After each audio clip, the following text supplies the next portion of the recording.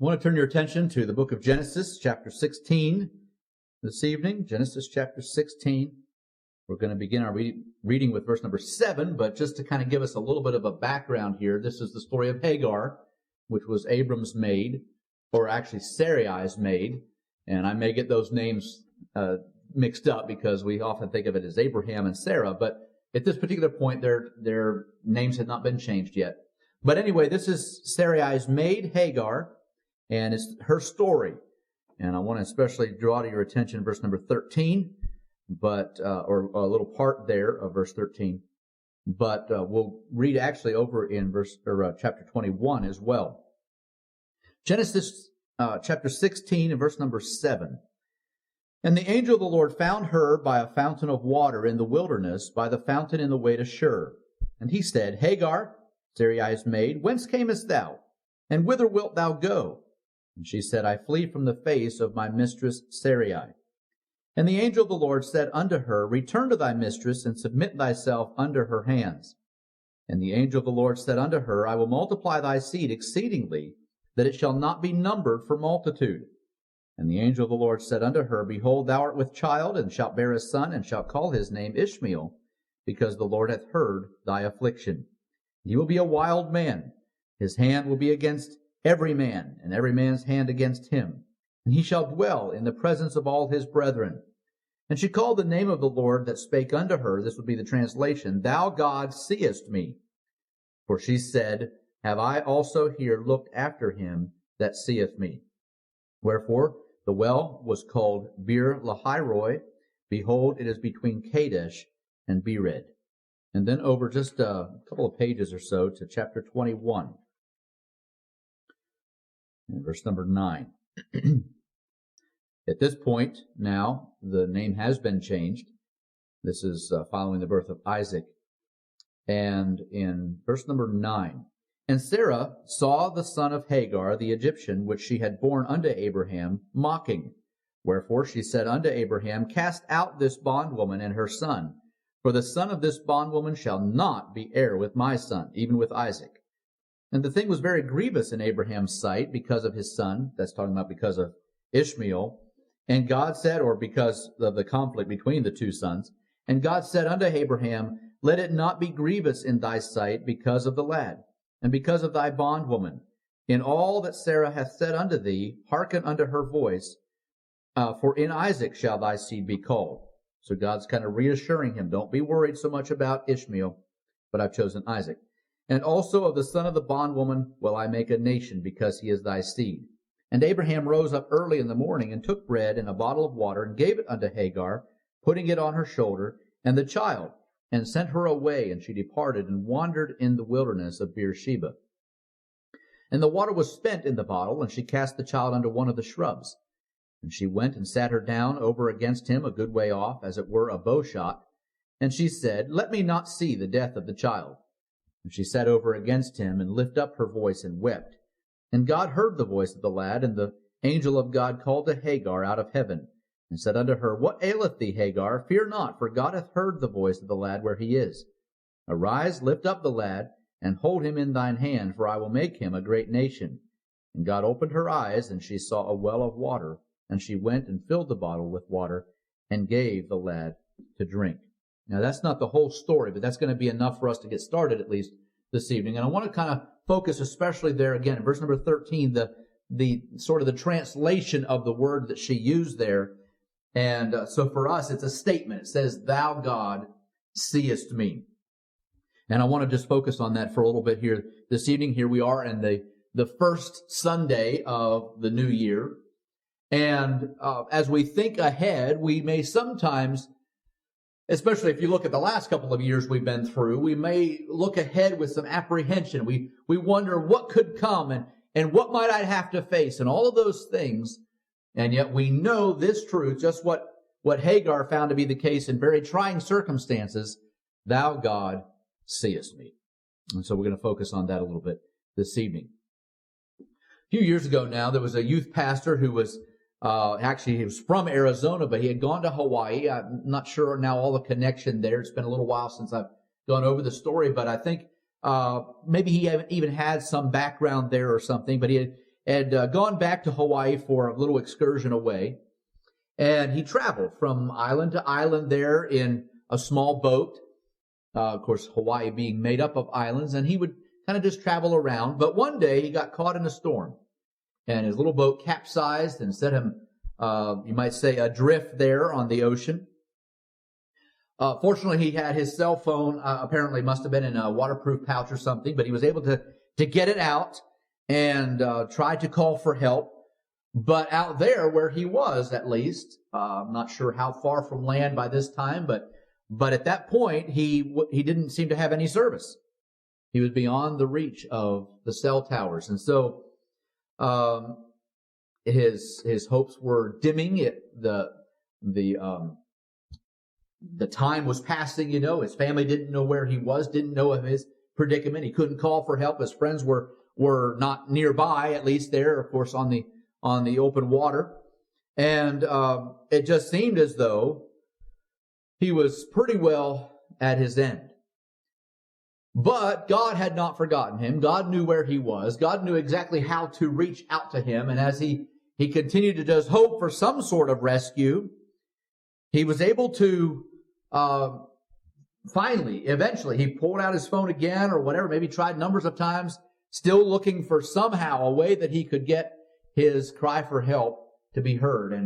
And finally, though no telephone provider, going back later and looking at the situation, no telephone provider had any record of his call, but somehow he made his call to get help, and they were able to come and rescue him. Even though nobody else knew where he was, even though the cell service even didn't have any access to him, God was able to somehow connect that call and bring him the help that he needed. And really, I know that may seem a little dramatic, and maybe we look at a story like that and, oh yeah, okay, that's something that goes in Reader's Digest or some special publication of harrowing experiences. But really, the fact of the matter is that God always sees us, always knows where we are. He knows the year ahead. He knows what we'll be facing. He knows what we faced in the past couple of years, and he knows exactly how to reach out to us, even in our time of despair. He knows what your needs are. He knows where you are. He knows all about the circumstances that you will encounter this year. Nothing takes him by surprise. It's good to know that he knows what is around the next corner, so to speak, or around the bend. He knows what our frustrations and problems are. And so this evening, I want to just kind of remind us, God's care is not diminished. Just as he saw Hagar, just as he has helped countless others through history, he knows where you are. He knows about 2022. He knows what we'll face. He knows all about us, and his care, his protection, his eye is not only looking at the wealthy, the privileged, those who are very talented, or whatever else it may be, the rich maybe. It's not about all those things, but it is about people. The Hagars, the ones that he cares for even when nobody else seems to. God knew where Hagar was. He knew what she needed, and he stepped in to help her, and he'll do the same for us. Let me just touch on several things here quickly, what God saw in Hagar. First of all, he did see her disgrace. Now, her circumstance is not really a pleasant one.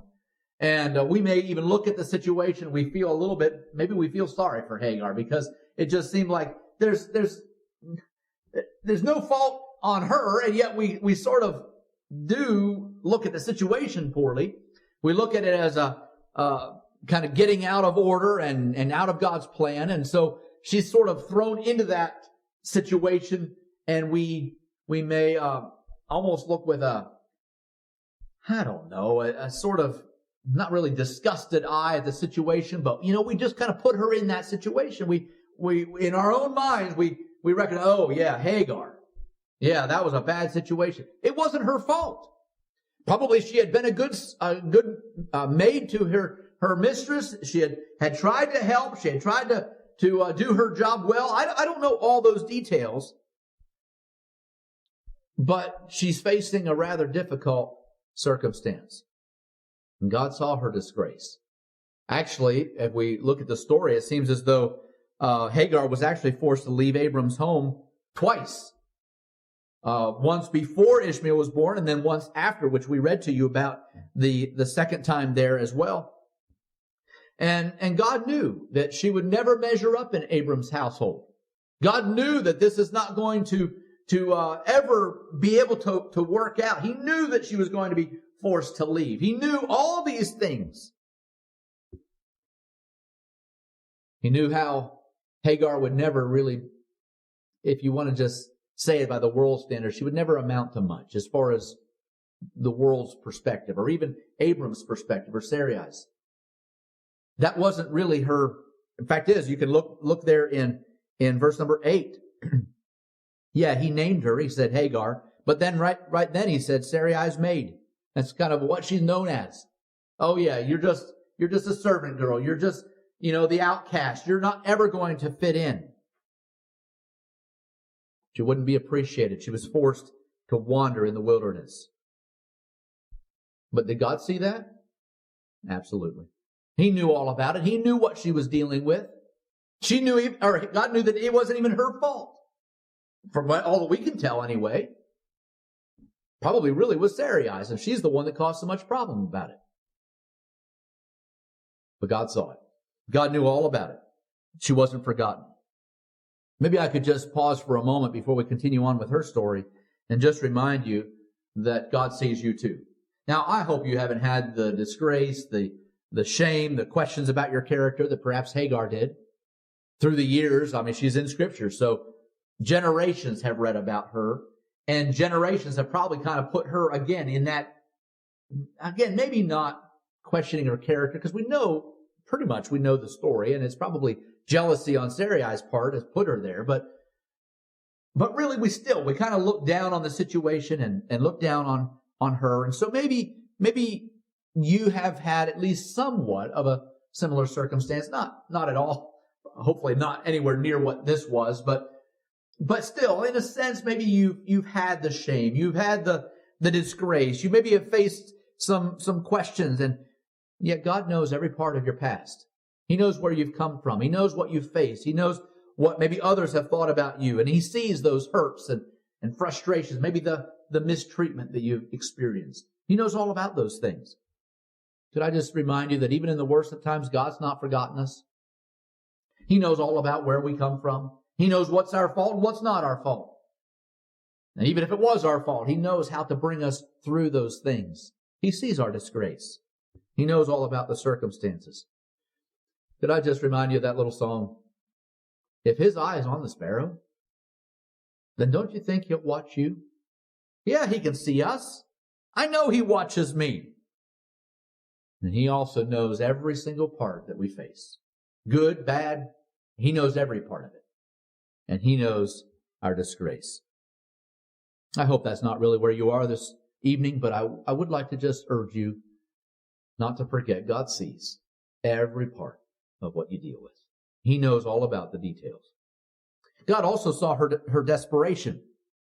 Because actually, as time went on here, and even you get over here into chapter 21, and you begin to notice that she's in a pretty dire condition. They have gone out there into the wilderness. That's where, Abram, or in this case now, his name's been changed. So Abraham gives her this bottle of water, sends her out to fend for herself. They go out there. The water apparently is used up. And now what is she going to do? It's hot. It looks like they're going to die of heat exhaustion or heat stroke or whatever. And it looks like all hope is gone. She just left Ishmael there under the bush to die. Don't even want to watch it. Don't even want to see what happens. They needed water desperately. And God saw it. God knew the desperation. God knew how low she had gotten. God knew all about the details of this. And again, this is not her fault, and she's left out there to die. God opened her eyes. I like the story there. Actually, I think it was the last verse we read. Yes, verse number 19. And God opened her eyes, and she saw a well of water. I don't know if it was miraculous or if she just, she had not noticed it before. I don't know the details there, but God saw her desperation, and God was able to bring her through to victory. Ishmael did arise. Obviously, that wasn't God's plan. It's caused a lot of problems throughout the generations, the conflict back and forth between the different sons and their families. And, of course, Isaac and Ishmael, I don't know if there was quite as much. Yeah, there was some mocking that went on there, but I don't know if it was quite as much between them, but through their families later on. Been a lot of trials and difficulties there. But in the midst of all of this, God was working out his purpose. He promised Hagar, your son, he is Abraham's son, and he is going to have a great nation under him as well. I don't know all about your dilemma, but when it brings you to a point of desperation, let me just remind you, God sees you then too. He knows all about the desperate situation in your life. He sees you and your problem clearly. But I just remind you, he doesn't forget about you when you're tested and tried. He knows exactly what's coming. He knows what even this year will hold. He doesn't forget about us then, but he sees us even in our points of desperation. The song, I'm not sure exactly, might be an actual song, maybe just a chorus, but it says something like this: God likes to work when nothing else will. Could I just even go a little bit further than that? It seems as though God responds especially to desperation. Sometimes it may be even that's what brings about fasting, is that we go to the point where we are desperate for an answer. Lord, I can't just keep going like this. I've got to have an answer. It seems as though God, especially in spiritual ways, if we're really getting desperate about our spiritual need, God will respond. He'll revive us. He'll stir us. He'll maybe forgive. He'll cleanse, whatever the issues may be. But if you get desperate, that's when God loves to work. God saw Hagar's desperation, and he stepped in to meet the need. God sees us. He sees our disgrace. He sees our desperation. He also saw Hagar's devotion, and he sees ours as well. The last one I want to focus on is that devotion. Somebody had pointed out some time back, I read it, I guess, said this: Hagar had a blessing never recorded of Sarah. Hagar had a blessing never recorded of Sarah.